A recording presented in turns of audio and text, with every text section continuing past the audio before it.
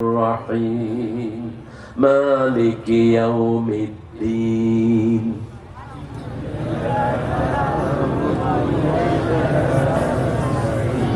اهدنا الصراط المستقيم صراط الذين أنعمت عليهم غير المغضوب عليهم ولا الضالين آمين থেমে থেমে পড়বেন নামাজে, দ্রুত না। আলহামদুলিল্লাহি রাব্বিল আলামিন আর রহমান রহিম মালিক। কোরআন লানত দিবে তোমাকে, কোরআন তোমাকে লানত দিবে। রুব্বা কারিয়াল কোরআন আল কোরআন ইয়ালআনহু। রাসূল বলছেন যারা কোরআনের মাখরাজ ছাড়া, কিচ্ছু ছাড়া, কোরআন মানা ছাড়া কোরআন পড়ে, কোরআন এদেরকে লানত দেয়। কোরআন বলছে প্রশংসা করবা আল্লাহ, অন্য কারো প্রশংসা হতে পারবে না। ঠিক না ঠিক? সব প্রশংসার মালিক কে? আমার জিহ্বার মালিক কে? ঠোঁটের মালিক কে? আল্লাহর জিহ্বা, আল্লাহর ঠোঁট নিয়ে কেমনে আরেকজনের প্রশংসায় মত্ত হও? হ্যাঁ, কিছু মানুষ যদি কোনো কাজ করে তার শুকরিয়া আদায় করতে হবে, কৃতজ্ঞতা প্রকাশ করতে হবে। কৃতজ্ঞতা প্রকাশ করছি এই এলাকার ভাইদের যারা এত সুন্দর কোরআনের বাগান সাজিয়েছে। আজকের এই প্রোগ্রাম উত্তরবঙ্গের সর্বশ্রেষ্ঠ প্রোগ্রাম আছে। উত্তরবঙ্গ এত বড় প্রোগ্রাম রংপুর শহরে সাজাতে পারেনি। গাছা একটা ইতিহাস সৃষ্টি করলো আজকে। দীর্ঘদিন পরে মনে হয়েছে এখানে যৌবন ফিরে পেয়েছি। আল্লাহ এই প্রোগ্রামটাকে কবুল করুন। সব কিছু আমরা চেষ্টা করেছি, কিন্তু সব দান করেছেন কে? যেমন এই যে কাপড় দিয়ে সুন্দর আপনারা স্টেজ করেছেন, এই কাপড়ের মালিক কে? সুতাগুলো কার বানানো? বাঁশ বানাচ্ছেন কে? তো মূল প্রশংসা কার?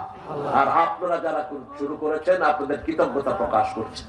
কারণ রাসূল বলছেন, ইবনে মাজার বর্ণনা, যারা মানুষের কৃতজ্ঞতা প্রকাশ করে না এরা আল্লাহরও কৃতজ্ঞতা প্রকাশ করে না।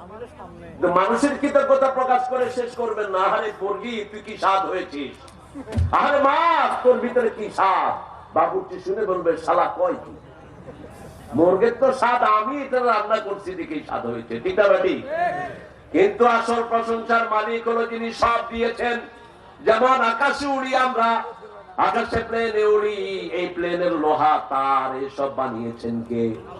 আমরা এগুলোকে অ্যানিমেশন করেছি, একটার সাথে আরেকটা লাগিয়ে উড়ানোর ব্যবস্থা করেছি।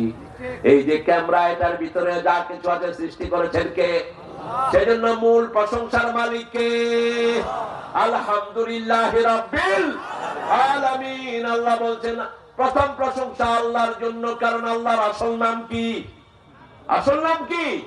আল্লাহ। সুবহানাল্লাহ, আলহামদুলিল্লাহ, লা